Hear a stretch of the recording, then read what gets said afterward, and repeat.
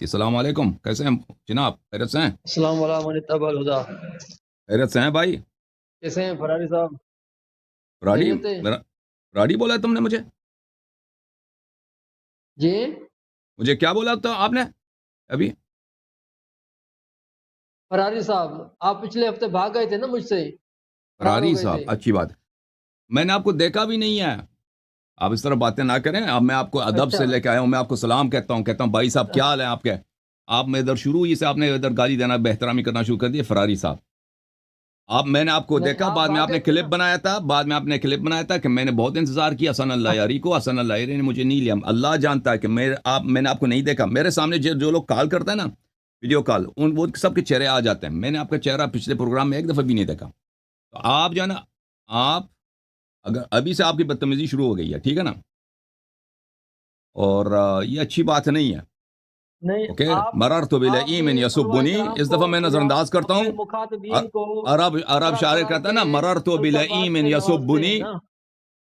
مررت بالایمن یسبنی دیکھیں مضیت ثم قلت تو لا یعنینی. اوکے، جی تم جی ابھی میں اس کو نظر انداز کر دیتا ہوں تاکہ یہ بہانہ نہ بنائے.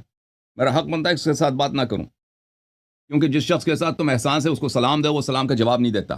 اس کو بھائی صاحب کہہ دو کہ کیا حال چال ہے، وہ سامنے سے آپ کو گالی دے رہا ہے.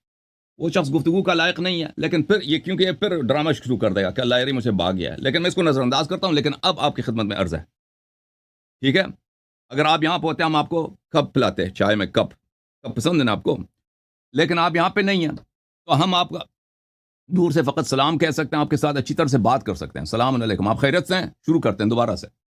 اوکے، السلام علیکم اتبع الہدا. میں نے بھی تو سلام کیا آپ کو. اچھا.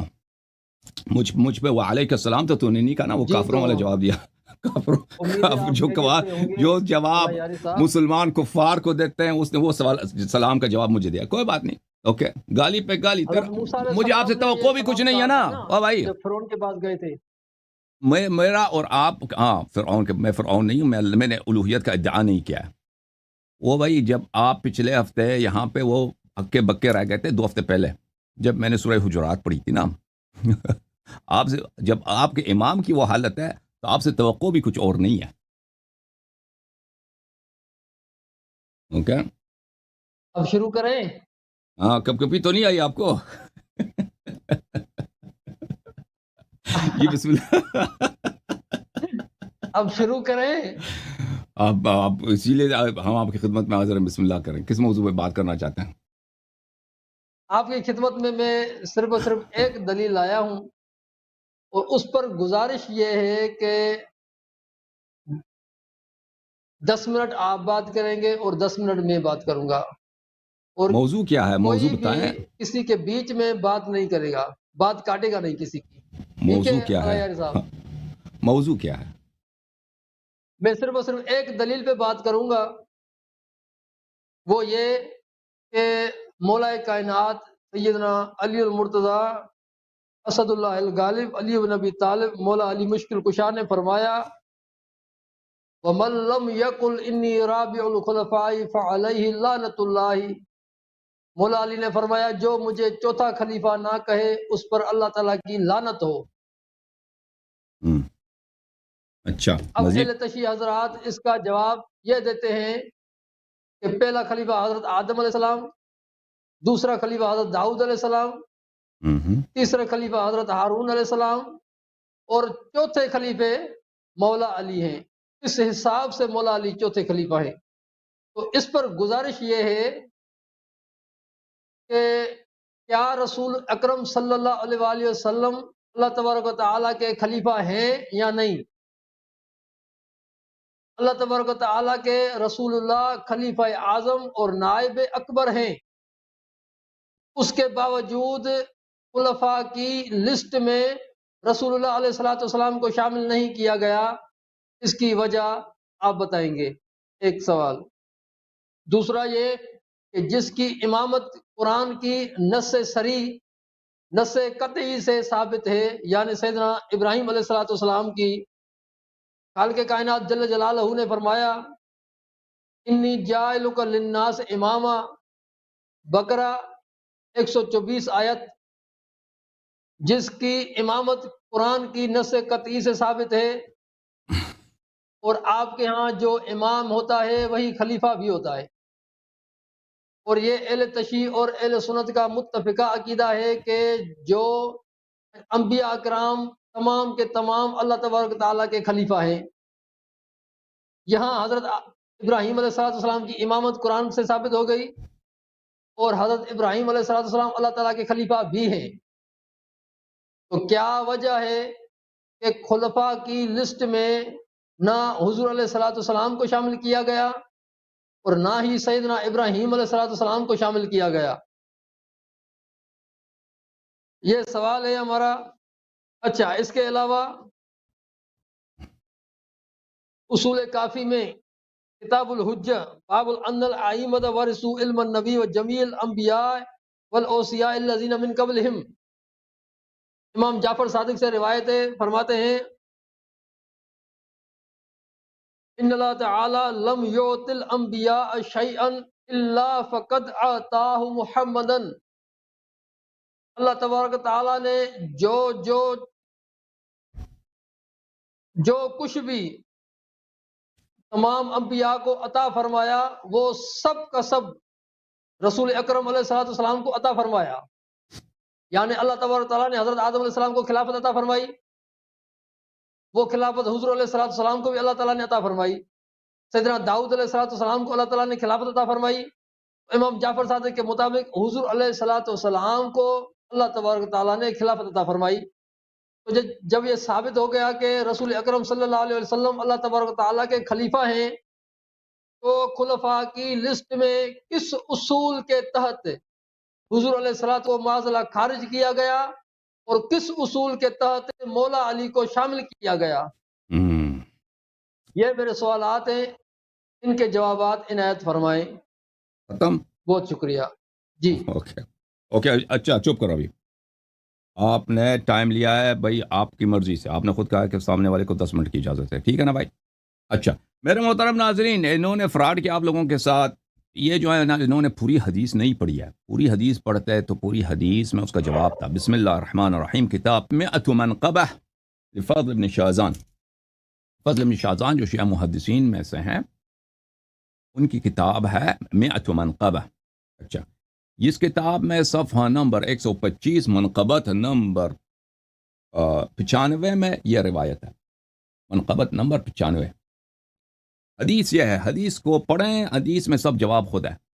اور روایت کرتے ہیں علی بن الحسین زین العابدین علیہ السلام سے، وہ اپنے والد گرامی امام حسین علیہ السلام سے، وہ امیر المؤمنین علیہ السلام سے، من لم يقل انی رابع الخلفاء الاربعہ فعلیہ لعنت اللہ، جو نہ کہے کہ میں 4 خلفاء کا چوتھا خلیفہ ہوں، 4 خلفاء میں سے چوتھا خلیفہ ہوں، اس پہ اللہ کی لعنت ہے۔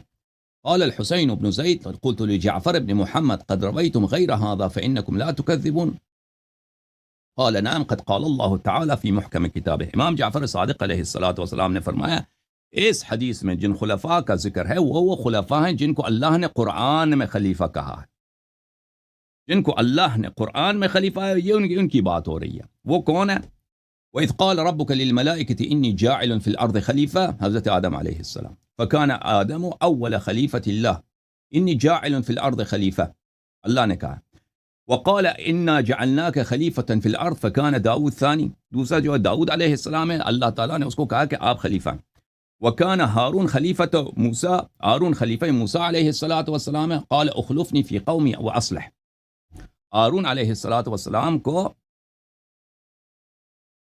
موسیٰ علیہ السلام نے کہا آپ میرے خلیفہ ہیں۔ تو یہ 3 حضرات ہیں جن کو اللہ تعالیٰ نے قرآن میں خلیفہ کہا ہے، اوکے؟ تو باقی انبیاء علیہ السلام کے لیے لفظ خلیفہ نہیں آیا قرآن میں، تو یہ لفظ یہ قرآنی لقب ہے ان حضرات کے لیے۔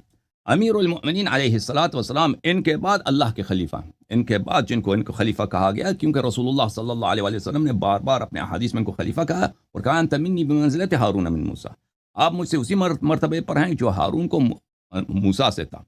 تو یہ نص ہے، اسی حدیث میں یہ لکھا ہے، آپ نے اس کو نظر انداز کیا ہے، ٹھیک ہے؟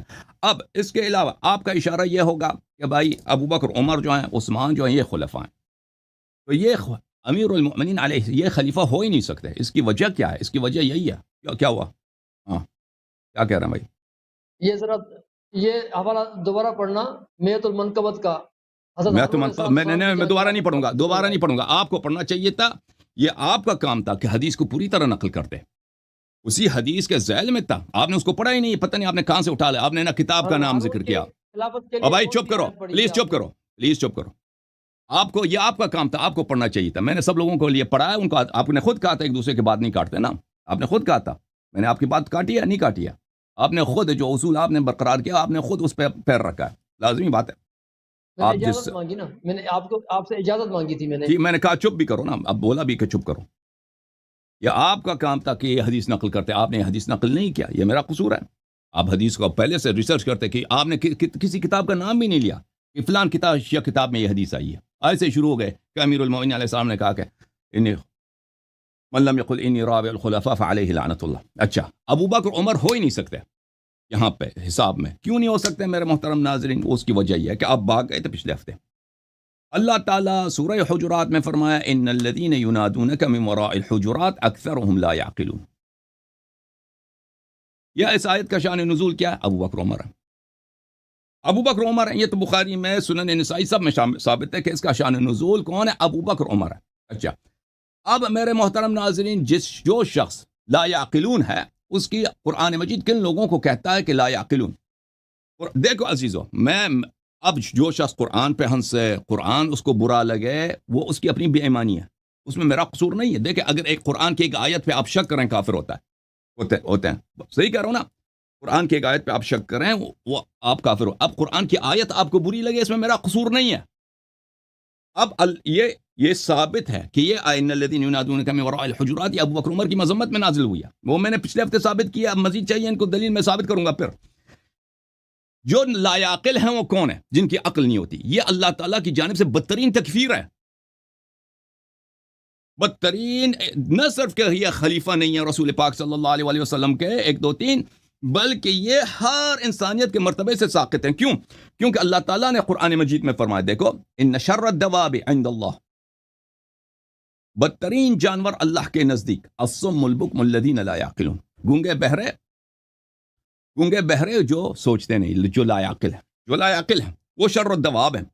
یہ کتاب ہے المحرر الوجیز فی تفسیر الکتاب العزیز، تالیف ابن عطیہ الاندلسی، الجزء الثانی، ملاحظہ فرمائیے یہاں پر آپ کا ان شر الدواب عند اللہ الصم البکم الذین لا یعقلون، کہاں پورا ہوا ہے؟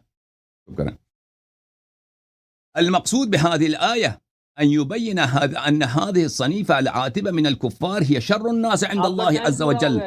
اور نہیں ہوا، کہاں پورا ہوا ہے بھائی؟ ابھی تو میں نے شروع کیا، چپ کرو۔ اس آیے مبارکہ جب قرآن پڑھا جاتا ہے چپ کرتے ہیں، چپ کیا کرتے ہیں بھائی؟ اس آیے مبارکہ سے یہ ہے کہ جس صنف کفار کی جس صنف کی بیان کی جا رہی ہے وہ بدترین مخلوق ہیں، یعنی بدترین مخلوق۔ اچھا، یہ پتہ چاہیے چلا کہ جو لا عاقل ہیں وہ کافر بھی ہیں اور وہ بدترین مخلوق بھی ہیں۔ وَأَنَّهَا أَخَصُّ الْمَنَازِلِ لَدَيْهِ، ان کا مرتبہ سب سے پائنتر ہے کہ وہ من الكلب العقور والخنزیر ونحوهما، کلب عقور جو کتا ہوتا ہے، جو اس کی کوئی دیکھ بھال نہیں کرتا نا، وحشی کتا جو گلیوں میں پھرتا ہے، آوارہ کتا، اور خنزیر، ان سے بھی بدتر ہے۔ یہ قرآن، یہ نشرت، یہ آیا ہے قرآن، اس کے علاوہ بھی اور بھی بہت سارے قرآن میں آیات ہیں اس کی مذمت میں، کہ جو لا عاقل ہیں، اس طرح نہیں کہ لا عاقل پاگل ہیں، یعنی وہ ہدایت کے راستے سے جو نکل گئے، یہ ان کی یہ منزلت ہے۔ اچھا، جب یہ آپ کو پتہ چلا میرے محترم ناظرین، آپ کی خدمت میں نے پچھلے ہفتے بھی بیان کیا تھا بخاری کی اور اللہ آپ کا بھلا کرے سنن نسائی کی، یہ کتاب صحیح بخاری ہے۔ اور کہاں پورے ہو گئے؟ شابدار حیات تراث العربی، یہاں پہ صفحہ نمبر 884 میں ان الذین ینادونک من وراء الحجرات، یہ حدیث نمبر 4847، یہ آیا ابو بکر عمر کی مذمت میں نازل ہوئی ہے، ان الذین ینادونک من وراء الحجرات اکثرهم لا یعقلون۔